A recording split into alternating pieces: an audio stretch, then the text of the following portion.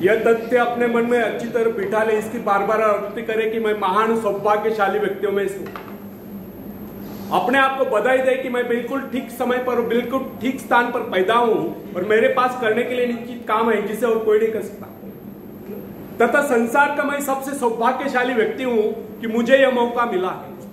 मुझे ऐसा स्वास्थ्य, ऐसी शिक्षा, ऐसा ज्ञान, ऐसी प्रतिभाएं, ऐसी योग्यताएं, ऐसी शक्तियां प्राप्त हुई है कि मैं इस कार्य को अवश्य पूरा करूंगा।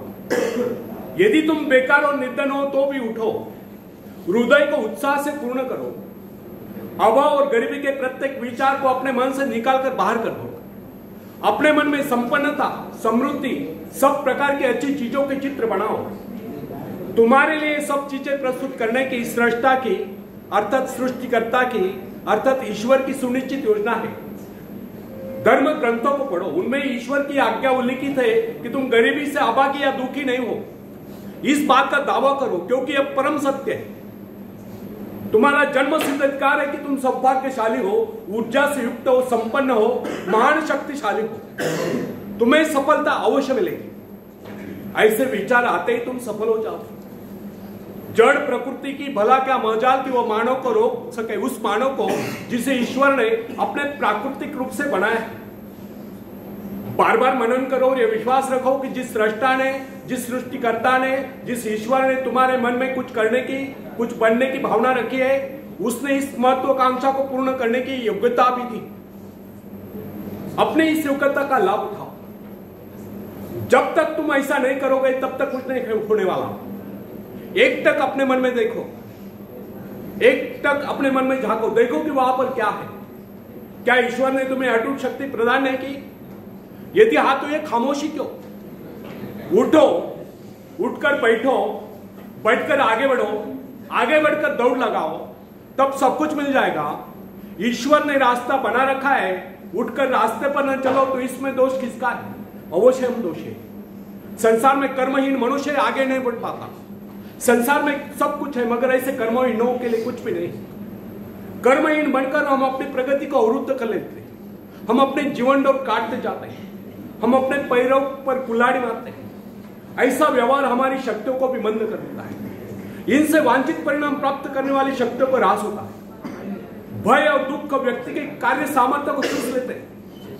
फिक्र, चिंता से मनुष्य का प्रभाव कम हो जाता है और सफलता प्राप्ति के लिए जो रचनात्मक चेष्टा आवश्यक है उसके लिए मनुष्य में साहस ही नहीं रहता। फ्रेंड्स, प्रत्येक कार्य को रचनात्मक दृष्टि से देखना, उसके उज्जवल पक्ष की ओर देखना, उसकी ओर आशा भरी नजरों से देखना, सफलता का भरोसा करना, मन को बार बार सफलता का विश्वास दिलाते रहना, संदेह और संशय के भाव को लगातार दूर करते रहना, यह सब क्रियाएं ऐसी है जिनसे सर्वोत्तम परिणाम अवश्य सामने आएगा।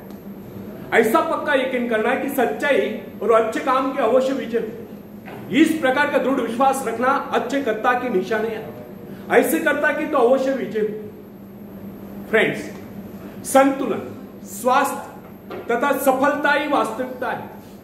असंतुलन, रोग एवं असफलता इन्हीं के अभाव की स्थिति के नाम है। आशावाद के बल पर ही आप संतुलन तथा स्वास्थ्य सफलता प्राप्त कर सकते हैं।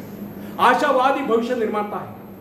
आशावाद की स्थिति मानसिक सूर्योदय है। सूर्योदय जिस प्रकार वनस्पतियों के विकास के लिए आवश्यक है, उसी प्रकार आशावाद हर प्रकार के निर्माणात्मक कार्यात्मक शक्ति की विकास के लिए आवश्यक है।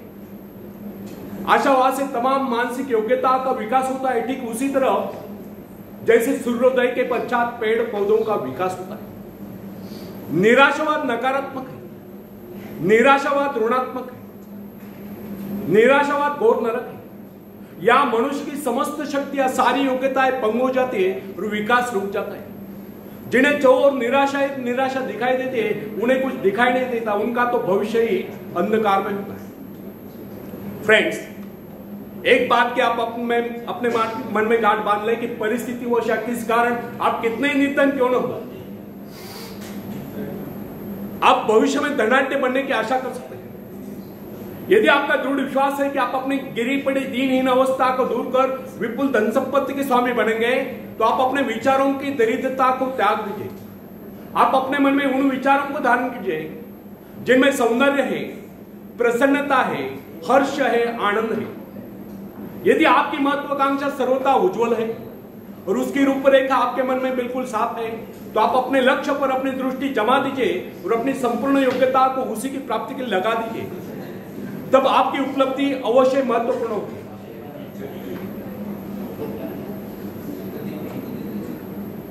मन में यह दृढ़ विश्वास रखे कि एक दिन हम अपने मन में सोचा हुआ काम अवश्य पूरा कर लेंगे। भले आज इस समय उसके लिए कोई उपाय नहीं मिल रहा है, कोई मार्ग नहीं सूझा दिखाई दे रहा है, मगर इस विश्वास को निरंतर अपने मन में पुष्ट करते रहने से एक दिन ऐसा अवश्य आएगा जब उसके लिए उपाय स्वयं मिल जाएंगे और मार्ग भी अपने आप खुल जाएगा। फ्रेंड्स, मन की प्रवृत्ति को निरंतर रचनात्मक कार्य में लगाए रहने से, अपने उद्देश्य को निरंतर अपने मन में पुष्ट करते रहने से सिद्धि के अवसर अवश्य प्राप्त होते हैं। कहीं न कहीं, कभी न कभी लक्ष्य सिद्धि का मार्ग सूझ ही जाता है। जो व्यक्ति अपने पर भरोसा रखता है, जो निरंतर अपने उद्देश्य के बारे में सोचता है और अपनी कार्य योग्यता पर विश्वास रखता है, जो अपनी दृष्टि को निरंतर अपने लक्ष्य पर एकाग्र किए रहता है, जो पौरुष का विश्वास कर डट कर परिश्रम तथा संघर्ष करता है, वह सफल न हो सके यह संभव है, उसकी सफलता पूर्ण रूप से निश्चित है। फ्रेंड्स, अपने मन को ऊंचा उठाए, अपनी चित्तवृत्ति को उच्चता की ओर ले जाए, तब सफलता आपके चरण चूम कर रहे।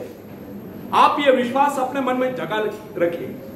जब तक यह विश्वास है, आप आश्वस्त रहे और एक दिन सफलता मिल जाएगी। हाँ, यह आवश्यक है कि आपको इतना विश्वास हो कि आप में योग्यता है। आप पूर्ण रूप से अपनी योग्यता पर विश्वास करें, यद्यपि आपके पास उस पर विश्वास न करने के वास्तविक कारण होते हैं।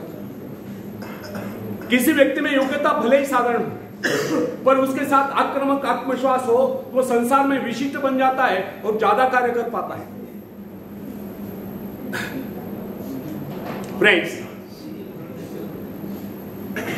एक ऐसा अध्यापक जिसका ज्ञान सामान्य है परंतु आत्मविश्वास से गुण से युक्त है, वह उस अध्यापक से 10 गुना अधिक सफल होता है जो महान विद्वान तो है पर अपना ज्ञान दूसरों तक नहीं पहुंचा सकता या प्रदर्शित नहीं कर सकता कि किस विषय पर उसका पूर्ण अधिकार है।